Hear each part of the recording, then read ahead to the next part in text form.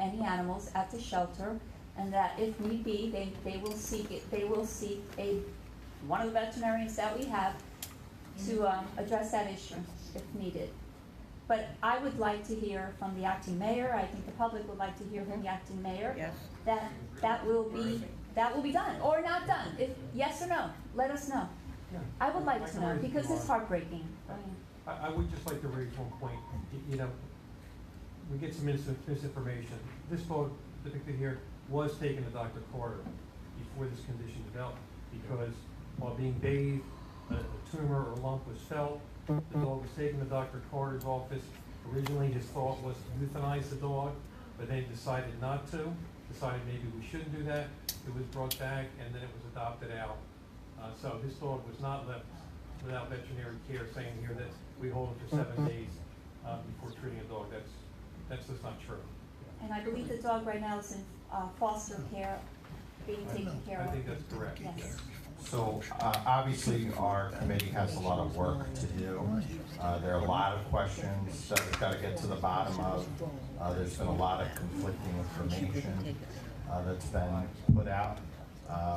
And we are determined to get a full accounting of the facts, to verify that in fact things are, and I'm getting ahead of myself. I'm practically making my... Do your final comment. I'm making See your final comment for you. So okay. Well, so can I'm not an animal expert, right? I mean, grew up with them, but I'm not an animal expert. So I just want to hear from you all, who probably have more experience and all of that. I mean, I just want to know, are there any downsides to us encouraging this, right? And you have no better record. And so, if before we vote on this, I can just hear from more people. And I will tell you, I am concerned about composing a resolution on the fly. I'd rather write it down, look at it, proofread it, edit it, and then do it, in that. Listen, why don't we just let's hear from acting mayor that the administration will, from this point on, will not engage in euthanizing animals, and if need be, they will take that animal to a veterinarian that they're using and let that expert make that call. Simple. It's so simple. Yep, absolutely. So can you... That's different than the resolution that we're talking about.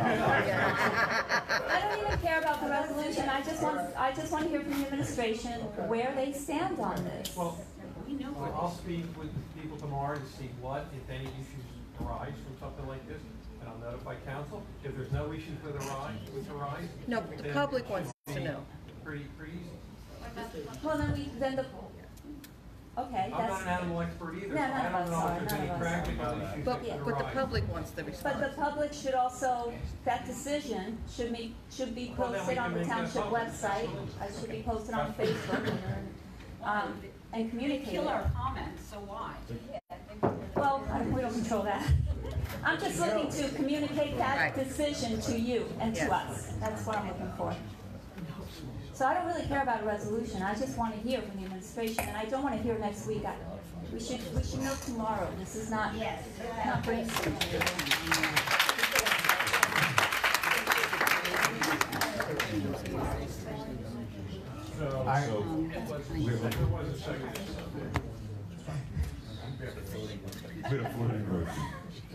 Okay. Can I just get Marilyn? I have two more people on the list. Yeah, I'll have I was just going to answer Okay. her one question. Okay, go ahead. Before all of this Your name started. and address, if you want. Oh yeah, my name is Heather Alexander, 4 Cardigan Road, Helmsford, New Jersey, 08690. Please have a van in front of my house, it'd be very interesting. Just to let you know, I'm not quiet, I'm a Jersey girl. Just to answer your question, it is anywhere that you would look up, any internet, any Google, even if you don't believe what you see on the internet, having a mother dog with whelping puppies give birth in a shelter situation, that a report came out that said your ventilation system is all connected, meaning if a dog or a cat has a communicable disease down in another area, these puppies that cannot be vaccinated are at risk. So for him not to let anybody take that mother dog and those puppies out, he is putting those dogs at risk. And that's not somebody making it up. They cannot be vaccinated. I work for a place that does transport on dogs. We can't even put puppies on the ground that we are transporting to go to the bathroom. They have to stay in their crates because they are not vaccinated. So just to answer your question, he is putting those puppies at risk. So if we find Extreme risk. if we find someone Extreme that, risk. Extreme risk. so if there's somebody willing to foster, somebody willing to take a better situation, then Todd should work with that individual, that group, to make that happen. Now, if somebody encounters a challenge with that, please let me know. Okay, Can I just say something? thank you. Thank you. Thank you. I know this is, Wait, you know what, Terry, just give me 1 second. We just yeah, have but two this more. has to do with the puppy and what she just said. And I'm terribly sorry. Okay, just keep And what it. she just said, I just want to bounce on that. There was a puppy recently at that shelter with Parvo and is now in Columbus. Your name and address. I'm sorry. Terry from Gary Thank you. Drive. Thank you. Okay? Thank you. Terry, tell them So- what Parvo is. Tell them what Parvo is. They know what Parvo is. Do they? Okay? And They it's know. highly, highly, Don't assume we know. Don't Yeah, They don't know what And then you Parvo have is. members of the public that may it's not highly know. contagious. And the It can kill a observations, dog. and the observations were made by the staff, and they removed it right away to Columbus. But And without the proper sounds like the ventilation dog is gonna be system, fine.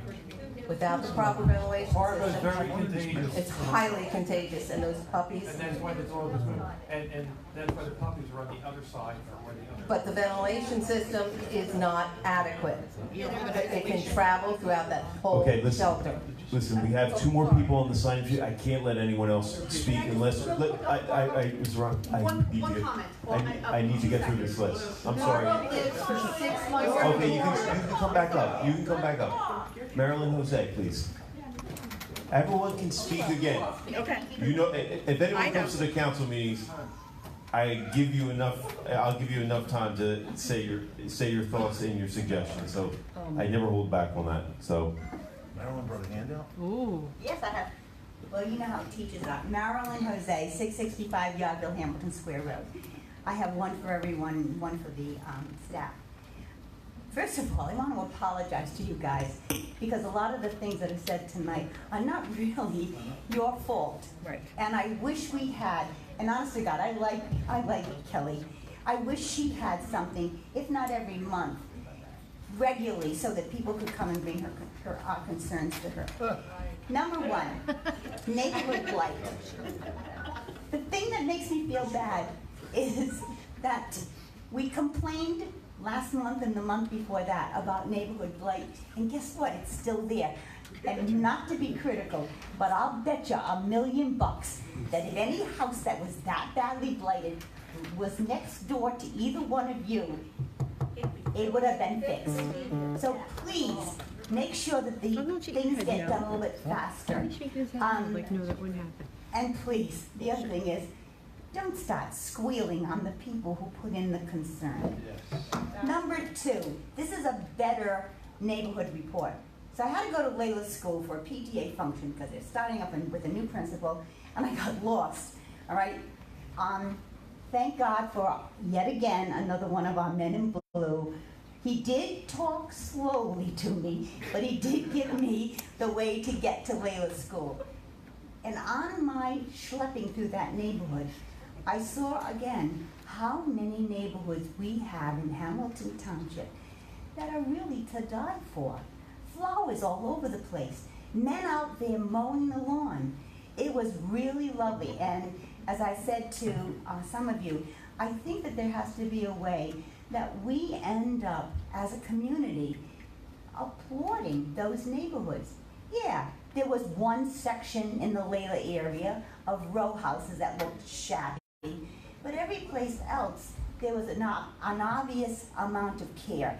So we've got to find some way of giving these people a round of applause. The solution might be that you guys could arrange to go on some kind of a township tour. Bring a camera, make a video. The historical town areas in the township, some people don't even know they exist.